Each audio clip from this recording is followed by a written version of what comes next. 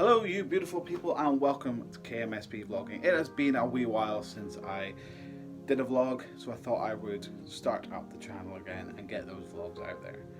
Today's vlog is going to be something a little bit different. It's going to be a little bit of a dark topic, unfortunately.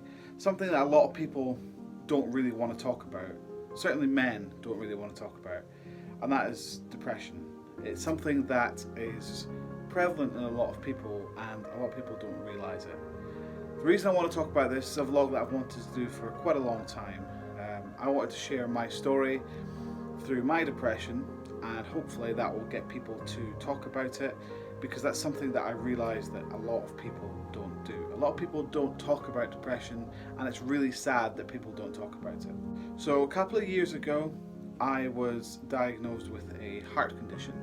It wasn't a serious heart condition, it was serious at the time, but it's been treated and it's a lot better now. I'm on medication for it, but it really hit me when I got diagnosed with it. At the time I was working for a large supermarket chain in the UK, but they weren't supportive at all. I worked as a night manager, and I was told that when I got my heart condition, I was told by the doctor that I needed to take at least 6 months off work to recuperate, to get better, have my treatment and just take some time for myself, but I couldn't afford to do that, so I had to work. When I spoke to my work about it, they told me to man up, was the word they used, and I was told to deal with it and that there was nothing they were going to do about it. Now for me that really hurt me, because I was like, I've worked extremely hard to be where I am, and then for that sort of reaction, it wasn't great. So I was told that I needed to come off nights by the doctor. I said I needed to come off nights, I needed to go on to work on days, because it was the nights that were probably the cause of me having this heart condition, because I wasn't sleeping, I wasn't eating right. I was told I needed to go back onto days. When I told that to my work, I was told that I could go down to days, but I would obviously need to step down as manager. I then went from a 20+ grand job down to a 13 grand job overnight, and that was extremely hard to deal with.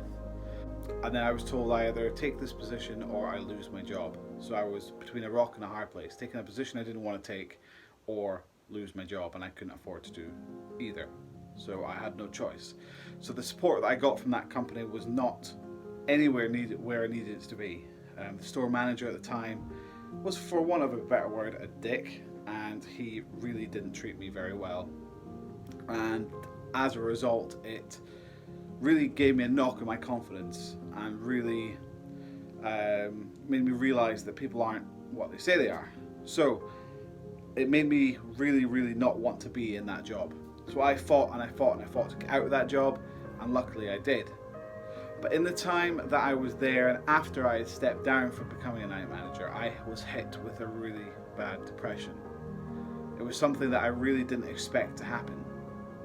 So the way that I had been treated, and with the culmination of being diagnosed with this heart condition, my grandmother passed away, and I was very close with my grandmother, and that really hurt me hard, because I always thought she was going to be someone that would stay there forever and always be part of my life, and unfortunately she wasn't. Shortly after my grandmother passed away, my dad had a heart attack, and that scared me, because I was going through a heart condition. I was told that I was at risk of having a stroke, at the risk of having a heart attack, and that I had to take it easy. And then my dad had a heart attack, and that really scared me, because one, it was my dad having a heart attack, which is not nice, and two, it made me think that I could potentially have a heart attack someday, and that really frightened me, really scared me. So the depression was really hard to deal with. I went in on myself. I'm usually quite a bubbly person, quite happy. I always like making people laugh, but I went in on myself. I went really quiet. I didn't want to be anywhere. I could have been in a room full of 250 people, and I would be the loneliest man on earth, because I didn't want to be around anyone. I was locked in myself. The way I was describing it to people was like I was in a dark room and I couldn't find the light switch. That's what it felt like. Or I was watching a TV full of static and not being able to get an image. That's the way I was describing it. I really struggled. Nothing I did made me happy. Every single day I would wake up and go to work, and I would come back in the bedroom and just do nothing. I hated it. We then moved house, and I thought, that's going to make things better. Moving house, having a bit of a brand new start. It helped for a little bit, but not much. The problems were still there. The issues in my head were still there. My partner was incredible. She stuck by me through everything, which was amazing. But it all culminated to one night when everything just got too much. I never spoke about my problems. I never do. I keep them bottled up, which is really, really bad. Always have done.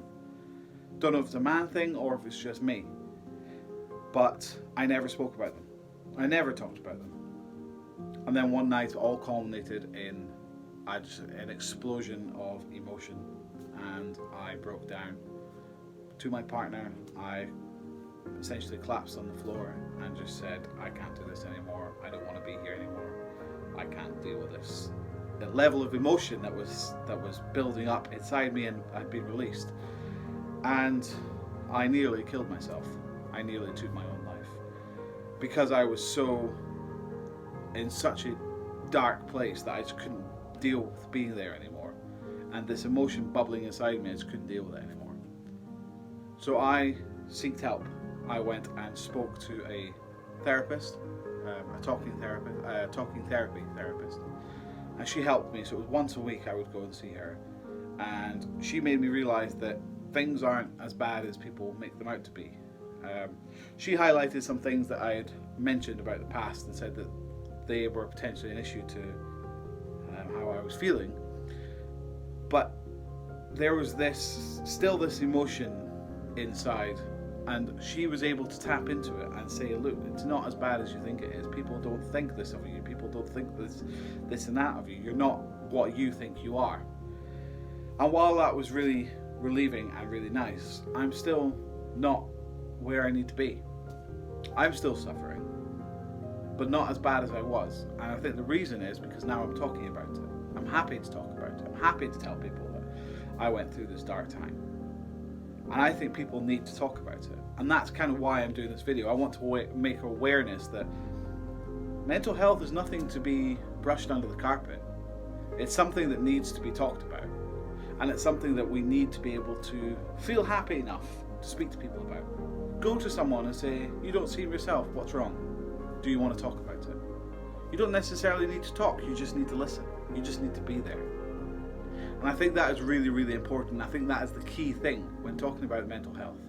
It's being there, being a shoulder to cry on. Sometimes people just need to vent. Sometimes they just need to cry, and that will make them feel a little bit better.